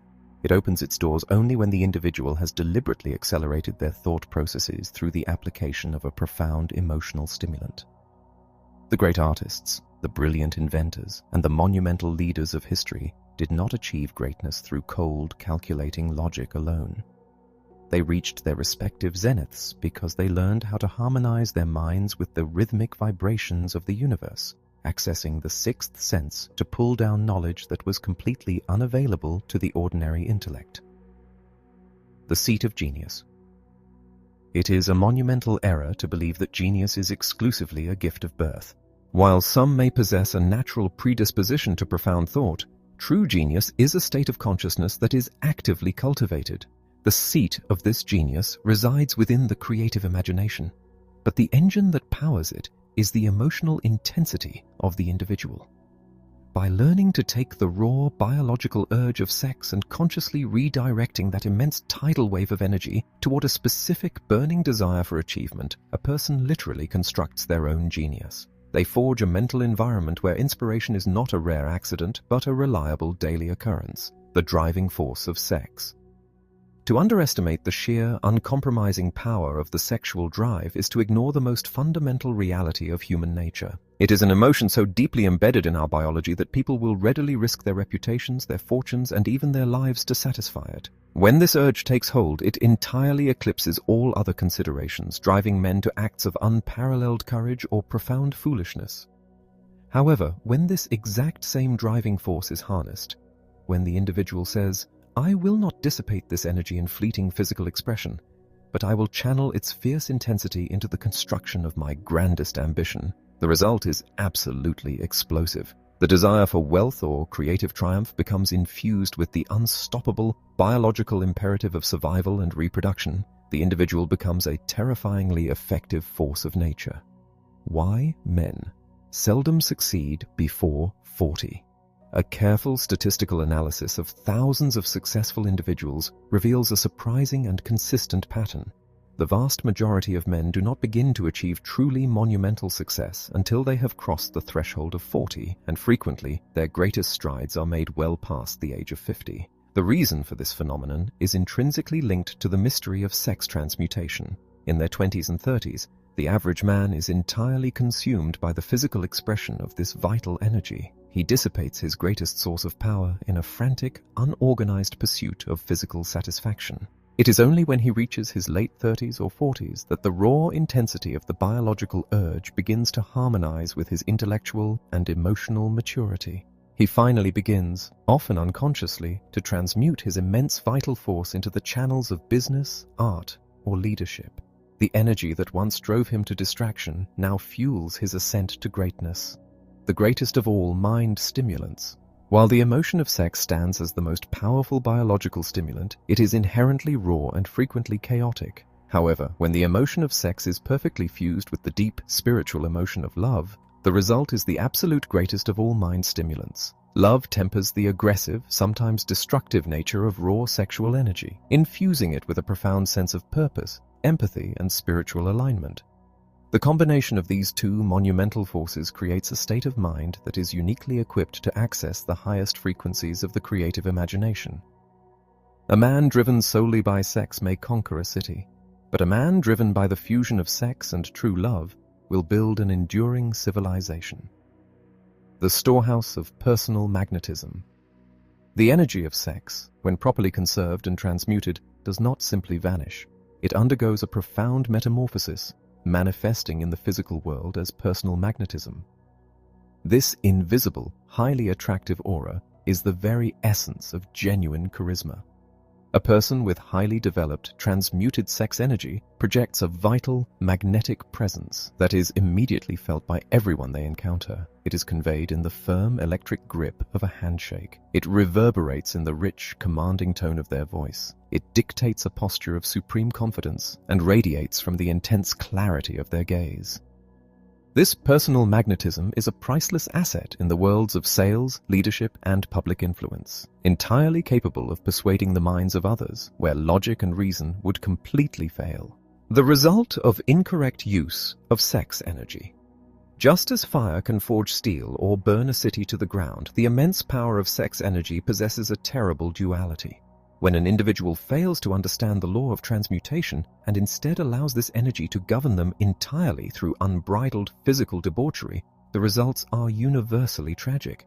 The incorrect use of this vital force rapidly drains the individual of all ambition, destroying the delicate nervous system and plunging the mind into a state of perpetual lethargy.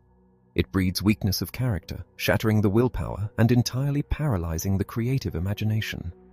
History is thoroughly littered with the sad, broken figures of brilliantly talented individuals whose immense potential was completely incinerated by their inability to master their own biological drives.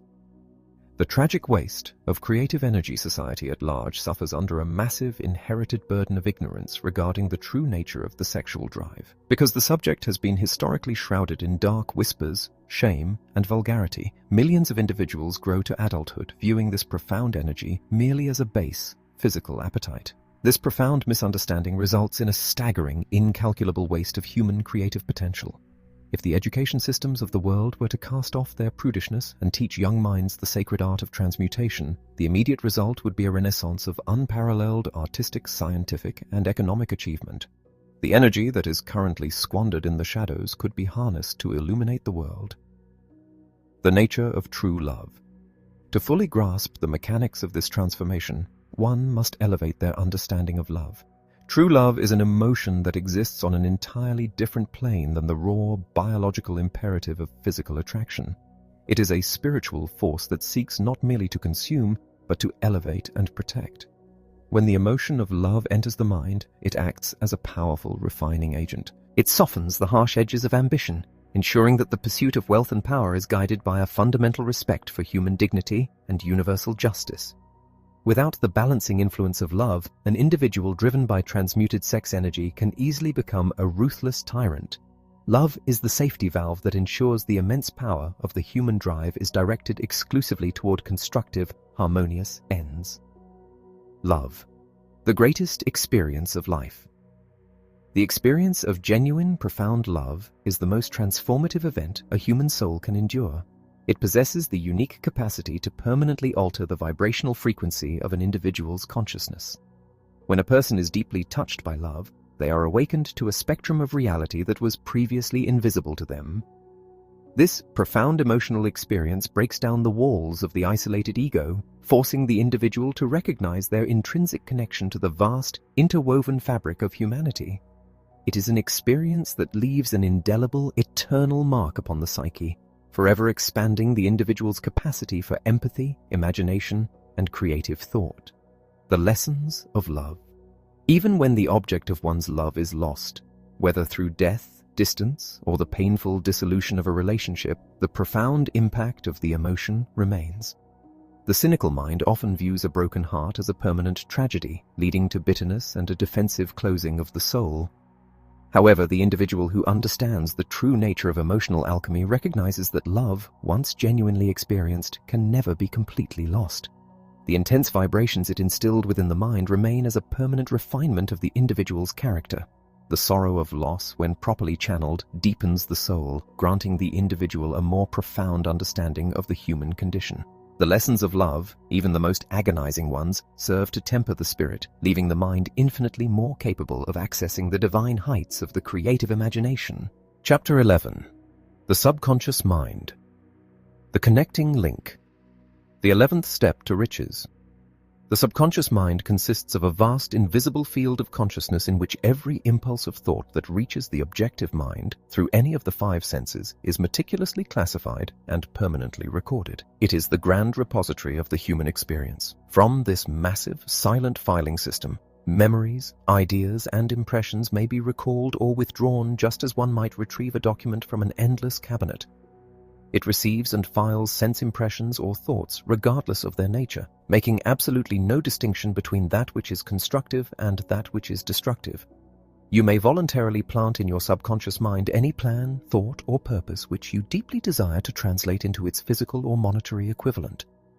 This profound mental realm acts as the ultimate intermediary, the direct connecting link between the finite, limited mind of humanity and the boundless power of infinite intelligence.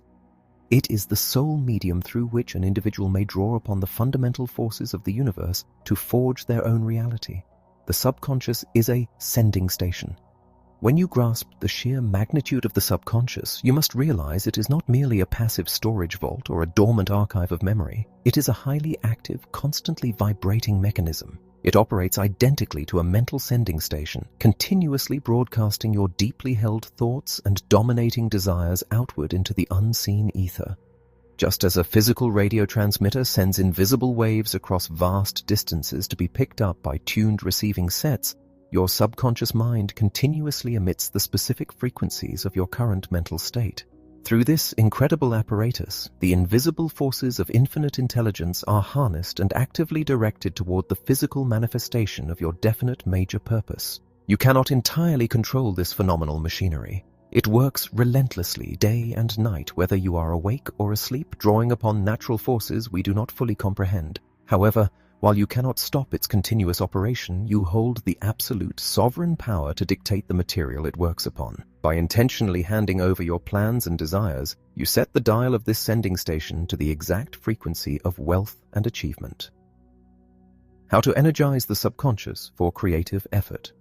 The conscious reasoning faculty frequently attempts to issue direct orders to the subconscious, but these logical commands are routinely ignored if they are delivered entirely stripped of human feeling. The subconscious mind is deeply moved only by thoughts that are heavily emotionalized. It is an immutable psychological law that a thought, when blended with profound emotion, instantly acquires a magnetic, living quality that draws to it other identical or harmonious thoughts. To effectively energize this inner creative workshop, you must master the art of mixing your desired plans with intense feeling. If you merely repeat the words of your purpose in a cold, robotic manner, the subconscious remains entirely dormant. But when you vividly imagine the end result and saturate that mental vision with a burning, passionate desire, the subconscious leaps into immediate action.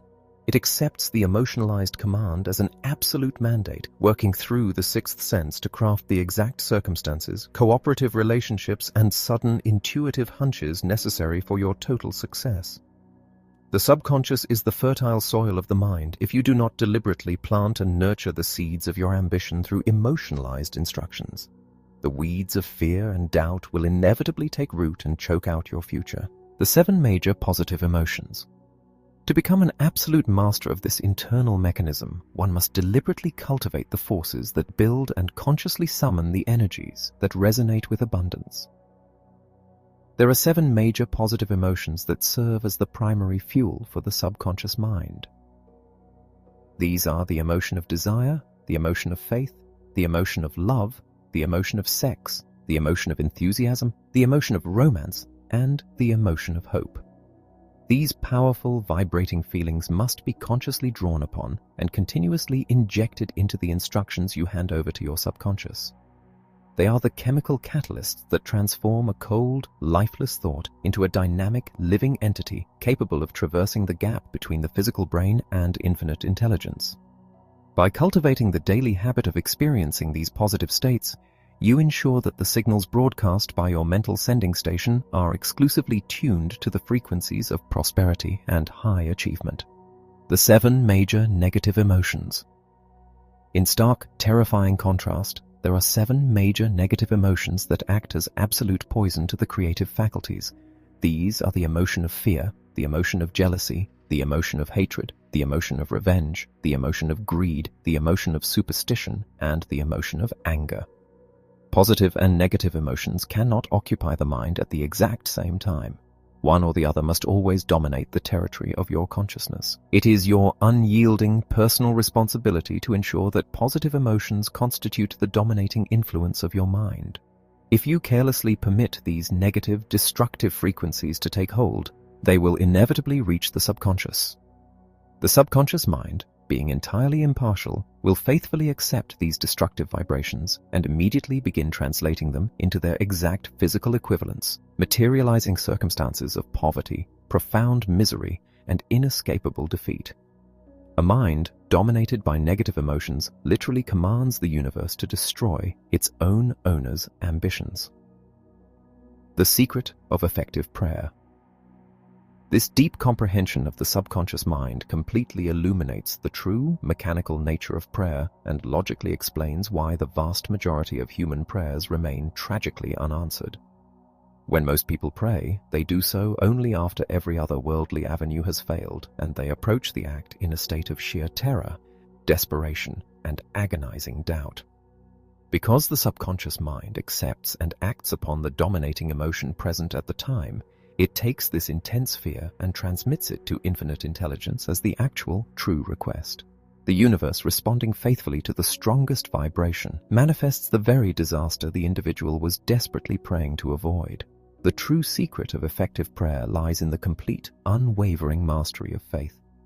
You must approach the infinite not with a begging, fearful heart, but with the calm, unshakable conviction that your desire is already a realized physical fact. When you successfully bypass the cynical limitations of the conscious mind and deliver a pure, emotionalized desire through the subconscious, enveloped in absolute faith, you tap directly into the exact same universal power that governs the rotation of the planets. It is through this ultimate connecting link that humanity ceases to be a victim of circumstance and becomes the deliberate, conscious architect of its own magnificent destiny. Chapter 12. The Brain, a broadcasting and receiving station for thought, the 12th step to riches. For decades, humanity has possessed the technological capability to transmit the invisible vibrations of sound across vast oceans and continents through the medium of radio. Yet, we remain tragically blind to the infinitely more profound transmitting mechanism that resides within our own skulls. Every human brain is both a highly advanced broadcasting station and a meticulously sensitive receiving station for the vibration of thought. Through the medium of the ether, the invisible, intangible substance that fills all space and permeates all matter, the human mind is constantly sending out its own vibrational frequencies and pulling in the vibrations broadcast by other minds. When you engage in the active pursuit of wealth or the manifestation of any definite major purpose, you are fundamentally relying upon this unseen network. When the brain is stimulated to a high rate of vibration, whether by the intense emotion of a burning desire, the profound depths of love, or the fierce biological drive of transmuted sex energy, its receptive capabilities are magnified exponentially. It becomes a powerful magnet, drawing in the floating, unexpressed thoughts of others and catching the direct whispers of infinite intelligence. This is the exact mechanical process through which the elusive sixth sense operates. You do not merely think your way to success, you must tune your biological instrument to the exact frequency of your desires. The greatest forces are intangible. The cynical mind often demands absolute physical proof before it will believe in the reality of any power. People are inherently conditioned to trust only what they can see, touch, weigh, and measure. However, a profound analysis of the universe reveals a startling truth. The absolute greatest forces in existence are completely intangible. We are entirely surrounded by and dependent upon invisible powers. We cannot see the force of gravity, yet it holds the oceans in their beds and dictates the orbits of the planets. We cannot grasp the devastating power of electricity in our hands, yet it illuminates our cities and drives the machinery of modern civilization. We cannot see the wind that rips a mighty oak from its roots. The human mind is the ultimate embodiment of this principle. The brain is a physical, tangible mass of tissue, but the force that operates it, the intricate vibrating energy of human thought, is a completely invisible, intangible power. To dismiss the profound capability of the brain to transmit and receive thought simply because the process cannot be viewed under a microscope is the ultimate height of intellectual arrogance. The individuals who accumulate immense fortunes do so precisely because they understand and leverage this unseen force, recognizing that the intangible energy of a deeply emotionalized thought is far more powerful than any physical obstacle. The dramatic story of the brain. To comprehend the staggering capacity of the human mind, one must look at the sheer biological complexity of the brain itself. It is a masterpiece of engineering that dwarfs any mechanism ever constructed by human hands. The cerebral cortex alone contains an estimated 10 to 14 billion nerve cells. These microscopic neurons are entirely interconnected by a vast, infinitely complex network of delicate fibers. If one were to calculate the number of possible pathways and combinations of connections within a single human brain, the resulting figure would be so astronomically immense that it defies human comprehension. It is utterly inconceivable that such a magnificent, intricate, and profoundly complex biological machine was designed merely to govern the basic, physical functions of the body. This massive network of neurons is the physical apparatus required to capture the subtle, high-frequency vibrations of thought. When an individual deliberately steps up the vibrational rate of their mind through the application of a powerful emotional stimulant, they are quite literally flooding this vast neural network with electrical energy. This intense stimulation opens the mental pathways, rendering the brain highly receptive to external ideas, sudden intuitions, and the harmonious thoughts broadcast by others. It is in this exalted, highly charged state that the individual accesses the realm of true creative genius. How to join minds in a spirit of harmony. The practical application of this biological reality is the true secret behind the staggering power of the mastermind. When two or more people gather together in a spirit of absolute perfect harmony and focus their thoughts upon a single definite objective, they are not merely sharing verbal ideas. They are physically aligning the vibrational frequencies of their respective brains. Because the brain functions as a transmitting and receiving station, an individual mind operating in close, harmonious proximity to another mind will naturally begin to synchronize with it. If one member of the group is vibrating at an exceptionally high frequency of faith and enthusiasm, that invisible energy is broadcast directly into the minds of the other members, instantly elevating their own mental state. This alignment creates a unified collective consciousness, a third, invisible mind that possesses a capacity for problem-solving and creative imagination far exceeding the sum of the individual brains involved. Conversely, if a group gathers but lacks genuine harmony, if there is even a trace of unspoken jealousy, fear, ego, or hidden resentment, the individual brain waves will clash violently. The resulting mental friction completely jams the receiving stations of every person present, destroying the creative process entirely. This is why the selection of your close associates is a matter of life or death for your ambitions. To accumulate vast wealth or achieve monumental success, you must deliberately join your mind with individuals who possess the rare capacity to tune out the static of doubt and broadcast on the pure, high frequency of absolute faith and unwavering purpose. Chapter 13. The Sixth Sense. The Door to the Temple of Wisdom. The 13th Step to Riches. The culmination of this entire philosophical structure rests at the apex of human perception, a summit that can only be reached after the preceding 12 principles have been thoroughly assimilated and put into active, daily practice. The 13th step is not a technique that can be casually memorized or mechanically applied. It is a state of profound mental elevation. It is the absolute zenith of the subconscious mind, the precise point where the finite intellect of humanity makes direct, unobstructed contact with the vast, limitless expanse of infinite intelligence. One cannot simply jump to this final step, attempting to master the sixth sense without first cultivating an intense desire, unshakable faith, and the rigorous discipline of autosuggestion and organized planning is akin to attempting to interpret an advanced symphony without first learning the basic scales of music. This final principle is the ultimate reward for those who have patiently and persistently built their mental fortress, transforming their minds from chaotic instruments of drift into highly tuned receivers of universal truth. The miracle of the sixth sense. When the mind has been adequately prepared and the individual has learned to harmonize their conscious ambitions with their subconscious machinery, a miraculous awakening occurs. The sixth sense defies ordinary, logical explanation because it operates entirely outside the boundaries of the 5 physical senses. It is that portion of the subconscious mind which has been referred to as the creative imagination. It serves as the receiving apparatus through which ideas, plans, and sudden flashes of illumination, often perceived as hunches or profound intuitions, flash directly into the conscious mind. Through the miracle of the sixth sense, an individual is granted access to a form of supreme wisdom that acts as an invisible, guiding force. It warns of impending dangers with sufficient time to avoid them, and it dramatically highlights fleeting opportunities, allowing the individual to seize them before they vanish. It is the absolute, defining characteristic of the true genius. While ordinary intellects struggle to solve problems through grueling trial and error, the mind that has awakened its sixth sense simply elevates its vibrational frequency and pulls the perfect solution down from the ether.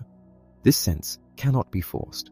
It must be gently courted through the continuous application of profound faith and deeply emotionalized thought. Let the great figures of history be your invisible counselors. To actively stimulate and cultivate this profound faculty, one must employ a practice of intense, directed imagination.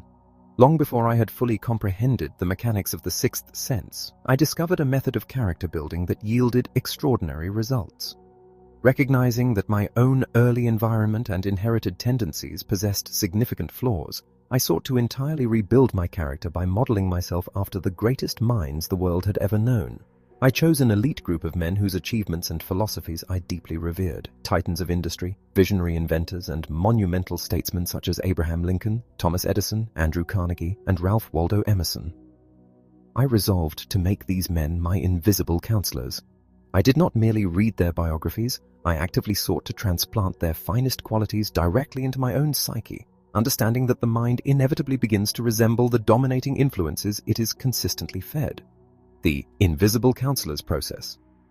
This transformation was achieved through a rigorous, daily exercise of the creative imagination. Every night, just before drifting off to sleep, I would close my eyes and vividly construct a mental council room. In this grand, quiet space, I would invite these great figures to sit with me around a massive table. I was the absolute master of this invisible gathering, and I assumed the role of the chairman.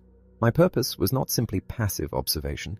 I had a very definite, intensely desired objective: to systematically rebuild my own character to encompass the absolute best traits of my counselors. I would address each of them individually, demanding specific qualities. From Emerson, I demanded a profound understanding of the laws of nature and the capacity to synthesize truth.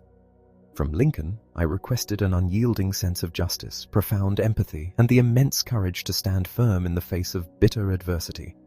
From Carnegie, I sought the magnetic ability to organize the efforts of other men and the unshakable determination to execute vast, sweeping plans. The imaginary council meeting. Initially, these nightly gatherings were purely a conscious, mechanical exercise of my imagination. I dictated the words and actions of my counselors based entirely upon my historical knowledge of them. However, after several months of relentless, nightly practice, a profound and startling shift occurred. The meetings began to lose their artificial quality and assumed a vibrant, independent reality of their own. The invisible counselors ceased to be mere puppets of my conscious mind and began to act and speak with a staggering, unpredictable autonomy. Lincoln would pace the room, his face etched with heavy sorrow, dispensing wisdom that I had never consciously read or considered. Other members of the council would occasionally clash in intense philosophical debate. The experience became so incredibly vivid and undeniably real that, for a brief period, I was gripped by a profound fear that I was losing my grip on sanity, and I suspended the meetings entirely. It was only later that I realized I had accidentally stumbled upon the exact mechanism for unlocking the sixth sense. Through the intensity of my desire and the continuous repetition of my imagination, I had successfully tuned my mental receiver to the vast, circulating frequencies of these great minds. How to inspire the imaginative faculty. When the meetings were eventually resumed, they became an indispensable tool for navigating the complexities of life and commerce. The human imagination, when left dormant, is a clumsy and ineffective instrument, but when it is subjected to this type of intense, highly emotionalized conditioning, it becomes a razor-sharp faculty of perception. By regularly communing with these idealized figures, you are not literally summoning the spirits of the dead. You are actively utilizing the principle of autosuggestion to stimulate your own subconscious mind to a fever pitch of creative activity. You are forcing your brain to vibrate at the exact frequency of greatness. When faced with a monumental decision or a seemingly insurmountable obstacle, this inspired imaginative faculty allows you to step entirely outside of your own limited perspective. You are suddenly capable of viewing the problem through the collective, synthesized wisdom of your chosen counselors, granting you access to solutions that your ordinary, uninspired intellect could never have conceived. A strange force for protection. The ultimate manifestation of this awakened sixth sense is the emergence of a strange, inexplicable force for protection. As you consistently rely upon this inner guidance, you will find that a silent, invisible guardian seems to watch over your endeavors. It is an intuitive shield that operates entirely independent of logical reasoning. When you are about to make a disastrous business decision, form a treacherous alliance, or step into an unseen trap, the sixth sense will often intervene with a sudden, overwhelming feeling of dread or a distinct internal command to halt. Conversely, when a seemingly ordinary opportunity conceals the seed of immense fortune, this same sense will compel you forward with a magnetic, undeniable certainty. It is the quiet voice of infinite intelligence whispering directly into the ear of the subconscious, providing a level of absolute security that no amount of physical wealth or intellectual cunning can ever guarantee. A powerful factor in successful leadership. This profound connection to the universal ether is the final, unassailable secret of all truly great leaders. The men and women who leave an indelible, positive mark upon civilization do not lead by force, coercion, or mere intellectual superiority. They lead because they possess an undefinable charisma, a sweeping foresight, and an uncanny ability to navigate the chaotic currents of human events with absolute, serene confidence. Their followers sense this power. They recognize, even if only subconsciously, that the leader is tapping into a source of wisdom that transcends ordinary human capability. When the sixth sense is fully awakened, the individual no longer merely hopes for success, they command it. They have opened the door to the temple of wisdom, entirely aligning their finite minds with the infinite power of creation, and in doing so, they become the absolute masters of their own destiny.